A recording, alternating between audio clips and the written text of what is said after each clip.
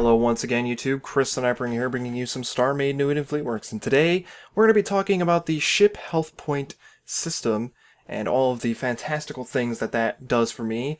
Not so fantastic because that basically means I'm going to have to refit all of my ships, which means things have kind of slowed down. Not that they weren't already slowed down enough due to me being very busy. It's just now it's going to be even slower as I try and bring everything back up to the same level in terms of completeness and up-to-dateness. You know, all the ships on the forums that I've submitted so far are probably out of date now because of this new update, so we want to make sure that those are kept up to date with the changes to the game. As you can see, I have a cormorant here. I promise in a future video I will be doing a tour of the cormorant because it's actually finished and it is amazing. It has some incredible interior stuff going on, and I'll show you that in the future, but for the moment you're gonna have to wait, I guess, because I got more important stuff to talk about in this video. So, what has changed?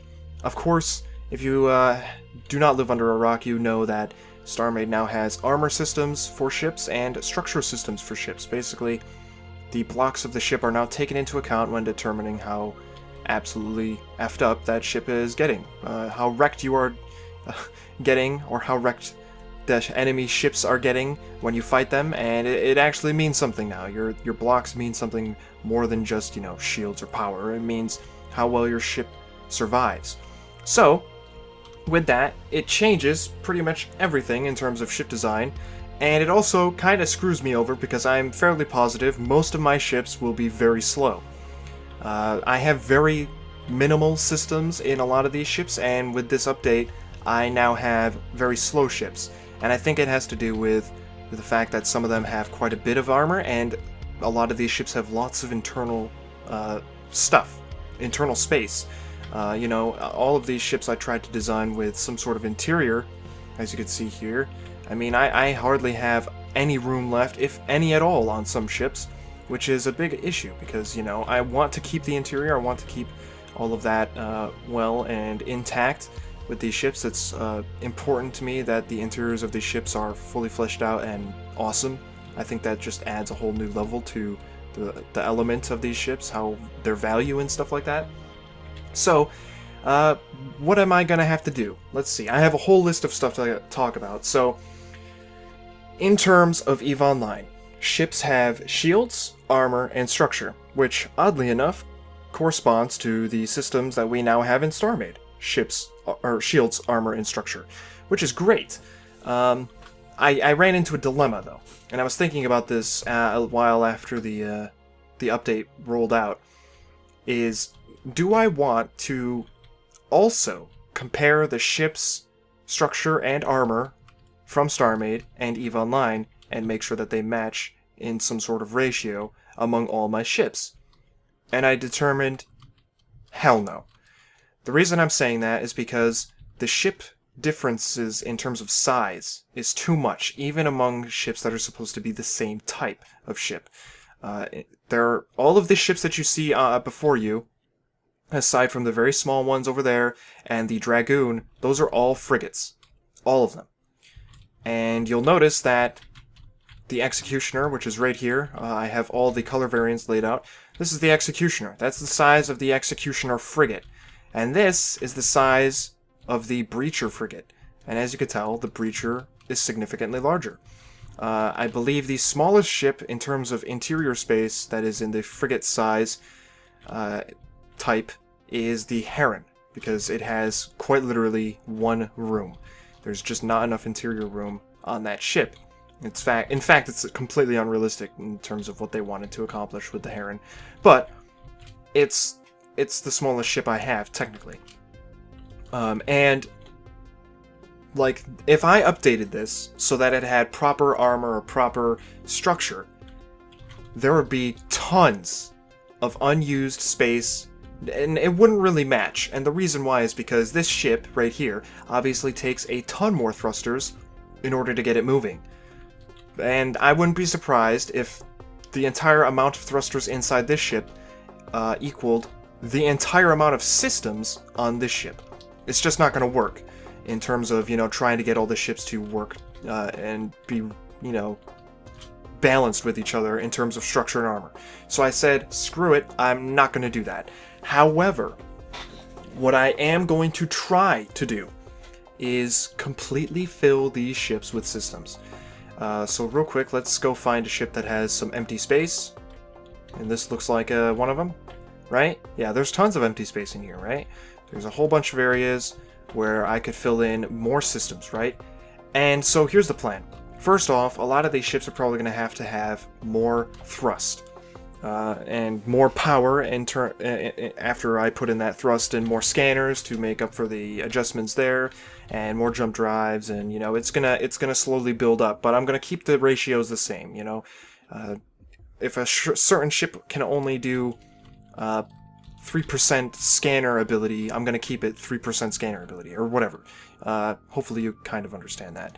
So I'm going to try and fill them up with systems. And the reason I'm doing that is because weapons with this new update have also been improved, and now they kind of penetrate, at least the cannons and the beams. And in fact, missiles are kind of turning out to be the lower end of the spectrum there in terms of effectiveness because of how well AMS systems work. Now, my ships do not use AMS systems. The only ships that would use AMS systems in EVE Online are very large ships, like capital ships and battleships.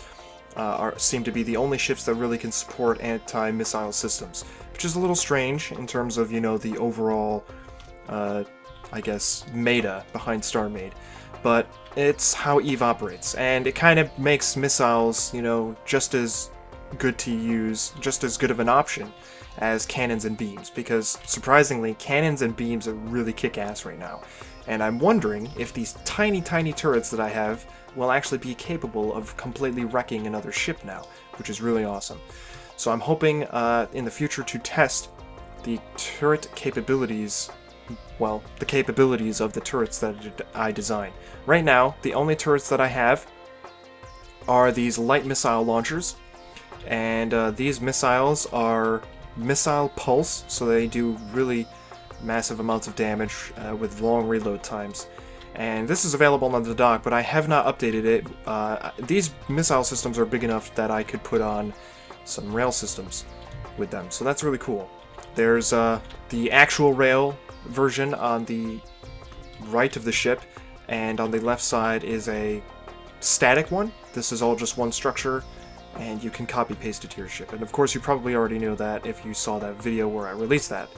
So that's gonna be updated soon. There are some other ships that I'm gonna have to update and yada yada. So, here's the plan. I'm going to build my turrets to be as powerful as possible. They're going to have rails.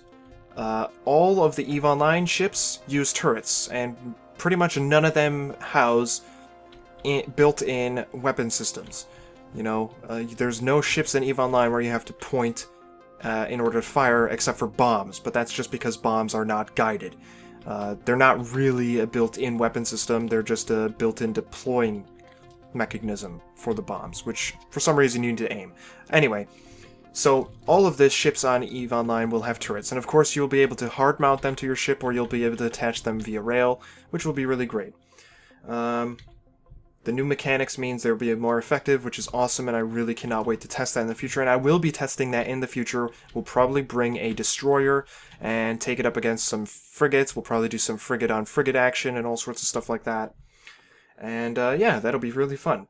The next step is to build the ship, right? And this is what I've been doing all along, but I want to clarify that every single ship I make is going to have the most bombastic, fantastic interior and detail that you will ever get, ever. Like, no one, hopefully, will compete. Real quick, I'm just going to show you the interior of the Cormorant here, and keep in mind that I can expand on this interior quite a bit. I'm going to give you a full tour in the future, but just look at this interior. This is a destroyer, and personally, this is what I feel like a destroyer should be like. This is, you know, the bunk room, this is the briefing hall. You know, there's just all sorts of crazy rooms, crazy structures. Look at this. This is fantastic. And this runs throughout the entire ship. So I want to do this for all of my ships. This level of interior design is currently only achieved on a few frigates and the Cormorant. The Dragoon has plenty of interior, but it's not to the same standard, and it kind of feels a little cheap because I used a lot of templates in order to build the hallways and the rooms. So I will be redoing the interior for the Dragoon, despite the fact that it's all done and ready. I just think I should redo it and, you know, make it even better.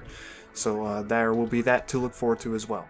I'll probably also be updating it with cool doors and rails and stuff like that, because the Cormorant over here has some really nice rail features as well, such as this room, which features an automatic ammo sorter. So like this machine comes around and it picks the ammo for all your guns. It doesn't actually do anything, but it looks really cool, and it's just a neat feature that you may actually find on a ship like this. So yeah. So yes, highest quality internal detail, and it'll be there for the RP value, and hopefully in the future when we get things like medical bays or, you know, life support, I can incorporate that into the ships, and you'll have actual rooms to visit if you need to take a look at your life support systems, or if you have wounded men, you can go to the medical bay. I'm going to, like I said, fill the ships as much as possible with systems, and I'm going to try and keep them all balanced with EVE Online stats. This will be impossible for some ships. I'm going to try my best, and that's pretty much all I can say at the moment. There will still be room for all of the ship modules and all the ship bonuses, and I'm going to try and start incorporating those into the ships soon. I haven't really been doing that, really, in terms of ship bonuses. Some of them I have, things like armor buffers and stuff like that, I have sort of been doing, especially on things like the Astero and the Emperor. They have some armor buffs inside them, but I'm going to try and do all the other ones, like, you know, internal, advanced, what is it? God, I can't even recall what it is. There's like, you know, boosts to power. Oh my god. I cannot think of what I am trying to say right now. Boosts to the capabilities of weapons. That's something that I haven't done with any of the ships yet. Some of these ships have like a 25% increase in damage done by specific weapons. So I'm going to start including those inside the internal structure of the ship, so, you know, you'll have more damage output with a very specific weapon type with a specific ship. And yeah, fully fit ships with loads of interior work on the level that has not been seen before. One thing I do want to do is add internal structure, and I sort of did this with the Dragoon. I'll go over there real quick. I want to add internal structure to the ships so that when you blow gigantic holes in them, you'll see all this awesome, you know, metal framework and the pipes and the truss work and scaffolding and stuff like that. I want that to be visible and exposed when you blow a hole in the ship. So I'm going to see if I can do that and incorporate that into the ships. It will probably add weight to the ships, but that will also mean that I have to add more systems, and it will bring me closer to filling up the ships. When it comes to even larger ships like cruisers, battle cruisers and all that, I'm going to be building internal structures for the ship systems. So like all of the power systems are going to be inside a power reactor. I'm going to physically build the shell for a power reactor. If you blew apart the ship, you're going to see, you know, the physical representation of that out of, like, you know, regular hull blocks, and not just a bunch of, you know, power capacitors sitting around. So that'll be pretty interesting, and, you know, it'll help me fill up the ship with more stuff to look at when you blow it up. That's the that's the dream, at least. I don't know how effective this is going to be. So yeah, that's pretty much everything I wanted to talk about real quick. The Cormorant video is going to come sometime this week, and I'll be giving you a tour throughout this entire ship. It's fantastic. It's really great. I love the way it looks. I'm going to start doing my engines like this from now on, just because it looks like they're on, and it looks so much more fantastic than, for example, well, not that, but something like that. These engines aren't really that great, and it probably would just look so much better if the entire thing was lit up with ice, and that, you know, cool technique that I can achieve with the ice. So there's that. It will be released next Sunday, so you guys will be able to get it, but it will not be updated for the structure and armor hit point update. So, you know, if you want it, go ahead, but don't be unimpressed when it comes out ill-equipped for this latest update. The Jackdaw and a new Caracal model have been put into EVE Online. I have both of those ready to show you, and I'll be doing that in another video later this week. Turns out there's a whole bunch of new ship models coming to EVE Online, so some of the ships that I've already finished, things like the Probe, those are going to get redone. So the Probe looks like is getting redone completely, and there are just new models coming my way. So that'll be fun to look at, and I'll probably feature those in videos as well. Lastly, I just want to say that I've been streaming a buttload recently. I'm at least trying to. I play about 2 hours every time I stream, and I am currently playing StarMade. I'm doing random builds in StarMade, some random spaceships, just entirely non-EVE related spaceships most of the time, although sometimes I touch up on some EVE ships.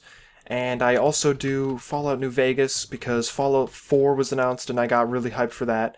So I decided to play Fallout New Vegas. I'm going to be posting stream highlights to the channel, and you'll be seeing those pop up now and then.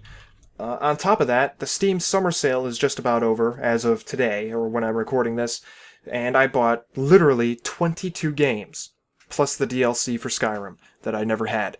So I will probably be playing other games like, you know, the Batman Arkham series and some Assassin's Creed Rogue and Mountain Blade Warband. I'll be playing all of these on stream. The plan is that if it's a very long game and it's not a StarMade related thing or a science fiction related thing or spaceship related thing, then it's just going to be put on a stream and I'm going to highlight it on the channel, and you guys won't have to watch 20-minute episodes that progress at the rate of a snail.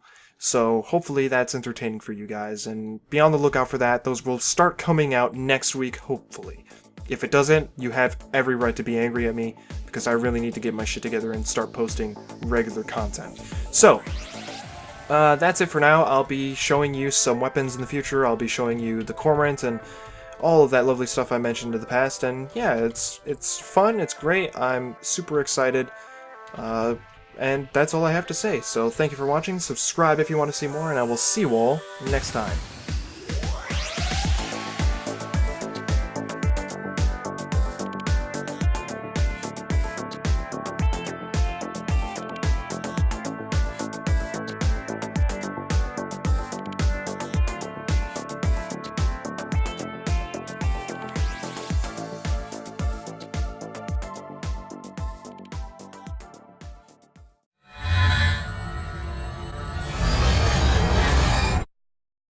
Absolutely effed up that ship is getting. How wrecked you are getting, or how wrecked the enemy ships are getting when you fight them, and it actually means something now. Your blocks mean something more than just, you know, shields or power. It means how well your ship survives.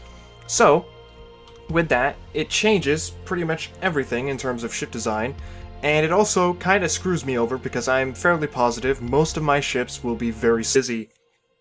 It's just, now it's going to be even slower as I try and bring everything back up to the same level in terms of completeness and up-to-dateness. You know, all the ships on the forums that I've submitted so far are probably out of date now because of this new update, so we want to make sure that those are kept up to date with the changes to the game. As you can see, I have a Cormorant here. I promise in the future video I will be doing a tour of the Cormorant because it's actually finished, and it is amazing. It has some incredible interior stuff going on, and I'll show you that in the future, but for the moment, you're gonna have to wait, I guess, because I got more important stuff to talk about in this video. So, what has changed? Of course, if you do not live under a rock, you know that StarMade now has armor systems for ships and structure systems for ships. Basically, the blocks of the ship are now taken into account when determining how slow.